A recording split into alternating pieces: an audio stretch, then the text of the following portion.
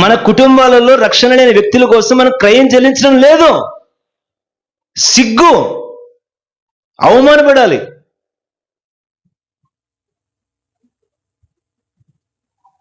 ఈ లోక సంబంధమైన అనేకం వారు సమృద్ధిగా కలిగి ఉన్నారు, లోటు లేదు, కొరత లేదు. కానీ రక్షణ లేదు వారికి.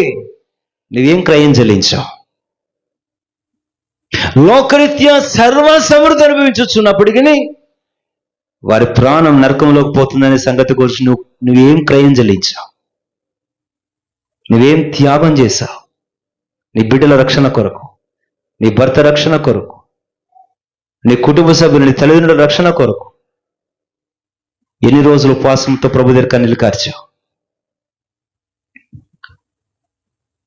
ప్రభు దగ్గర గోజాడుతున్నామా? మనవి చేస్తున్నా, ప్రభువా నా బిడ్డ పెళ్లి కావాలి, ప్రభువా మంచి బిడ్డ రావాలి.